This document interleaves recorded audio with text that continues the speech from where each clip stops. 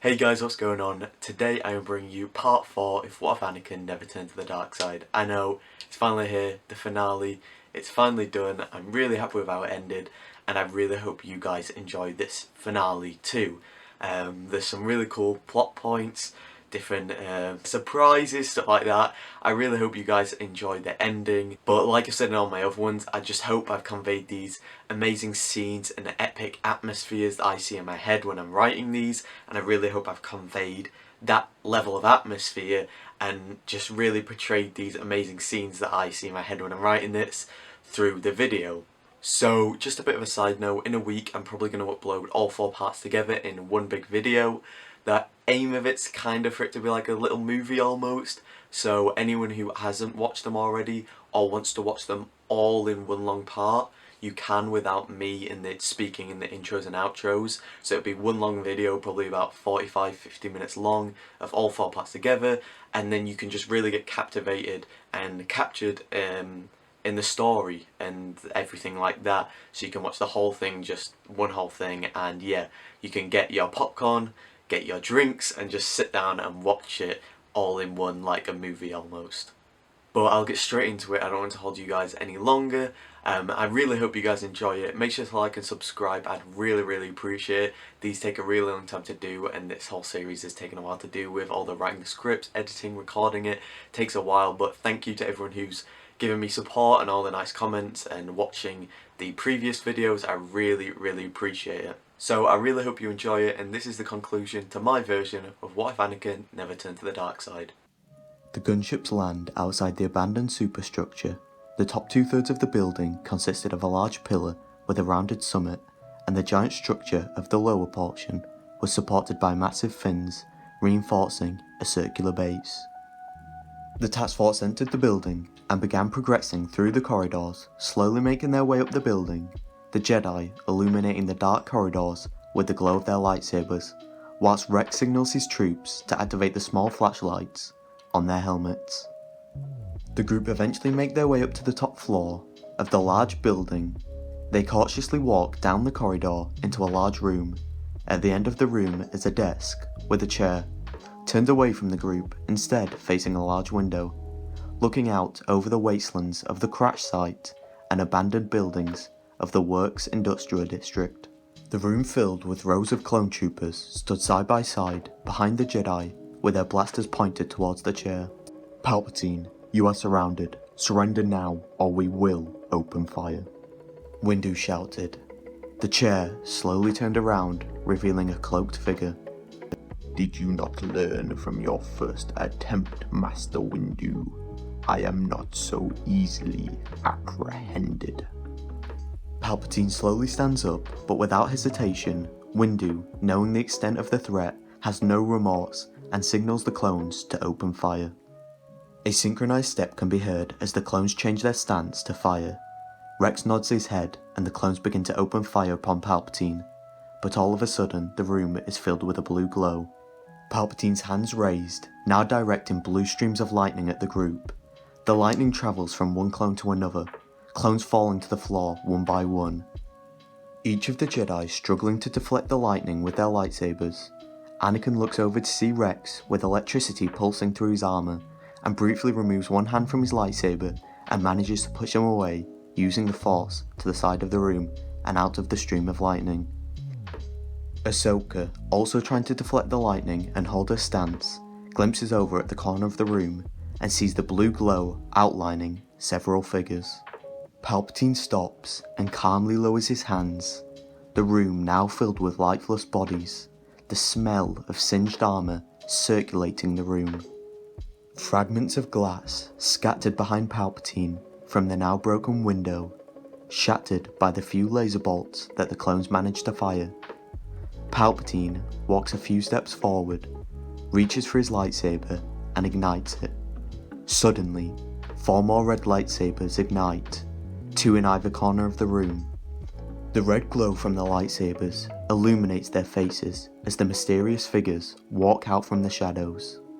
They finally come into the light of the window, 4 individuals, all very different in shape, size, stature, and appearance. But they all had one thing in common. their dark body armour. You see, what I didn't mention earlier about the Lamerge building was it was also the building that later became the Inquisitors' headquarters and the home of the Inquisitores program for a short amount of time after the fall of the Republic. The Jedi did not yet know of the Inquisitors, but they were about to get a very unpleasant lesson about them. Either side of the room stood the Grand Inquisitor, the 10th brother, the 6th brother, and the 9th sister. Inquisitors, deal with these traitors. Do not disappoint me. Palpatine says violently. The 4 Inquisitors charge towards the Jedi, each with varying combat styles, attacking with different flurries and stances. However, the one thing all their fighting styles possessed was aggression.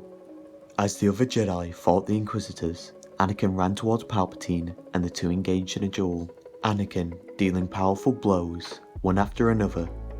Anakin and Palpatine continue to duel as Palpatine slowly moves backwards and the fight leads them into a side room, slightly smaller than the previous one, this one with a similar window. They make their way over to the window. Anakin, swinging back and forth with powerful strikes, hits the window, smashing it. Palpatine keeps blocking Anakin's erratic, chaotic swings in an elegant and swift flurry, but appears to be tiring from the relentless strikes of Anakin, until in quick succession, as Anakin lunges towards him, Palpatine holsters his lightsaber and reverts to false lightning, channeling all his power towards Anakin. Anakin blocks the lightning with his lightsaber, struggling to hold off the incoming power. Back in the main room, the Jedi are fighting the Inquisitors, however, are struggling to counter the relentless aggression of the converted Force wielders. Ahsoka, now fighting the 9th sister, is knocked down by one of the sister's strikes, and her lightsabers are flung across the room. Anakin looks behind him and through the room to see all his closest friends struggling and in danger. His master like a brother, his former Padawan like a sister, the captain a best friend. He is given a new drive. He knows what is at stake. He looks back at Palpatine, Anakin staring him straight in the eyes with a newfound determination. Palpatine saw that determination too, within Anakin's eyes, and unleashed his final bit of power, more than ever before, channeling the darkest parts of the Force into the stream of lightning. This immense power short-circuits Anakin's lightsaber. The blue blade flickers before reducing to the hilt. The hilt sparks and Anakin throws it to the ground, slowly walking back, now defenseless, against the Sith Lord. Palpatine lowers his hands, ending the channel of lightning, and grabs his lightsaber once again from his belt, igniting the crimson blade. Anakin continues to walk back until he reaches the edge of the window. Palpatine walks slowly towards him, with nowhere for Anakin to go, Palpatine saying, You should have joined me, and by my side you could have unlocked your true potential. But instead you chose to stay with your foolish Jedi Order, and now you shall die with your precious Jedi Order. Palpatine lunges towards Anakin, stabbing the blade towards him in a finishing blow. Anakin puts his hands out as a reaction to defend himself, squinting his eyes until suddenly his palms begin to absorb the energy of the blade.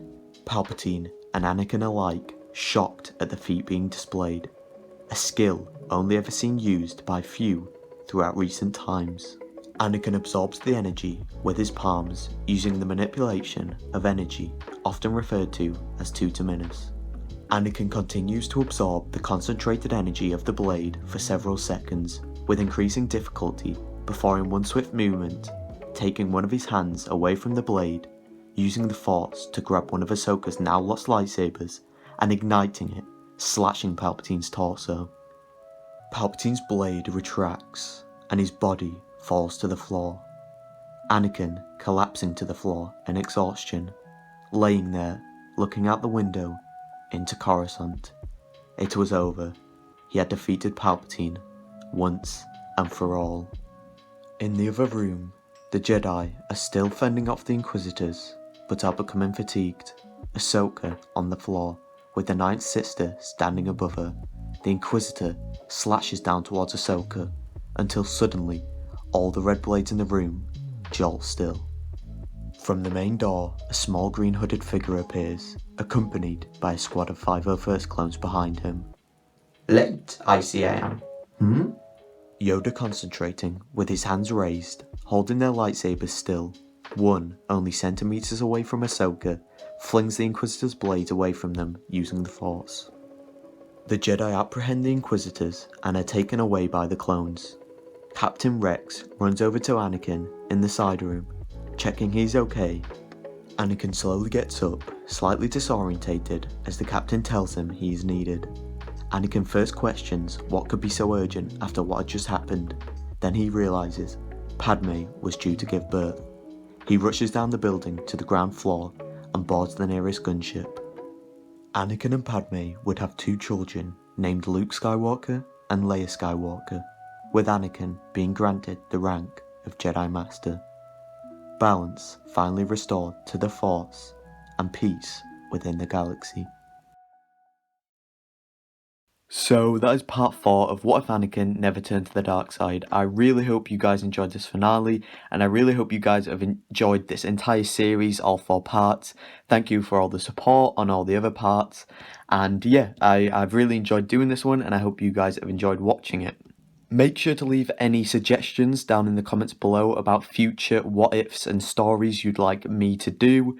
I'm open to any suggestions and I'd love to hear your guys' ideas on what potential what-ifs I could do in the future. I'll be starting the next one really soon because, like I said, I'm on my summer break, so I've got tons of time and I'm really excited to get into the next one. And obviously I'll be posting lots more content, news, lore videos, all that fun stuff about Star Wars, so make sure to stay tuned for all of that. Please make sure to like and subscribe, I'd really appreciate it. These videos take a long time to do, so it'd mean a lot to me if you could leave a like, subscribe, and all that good stuff. But I'll catch you all in the next one.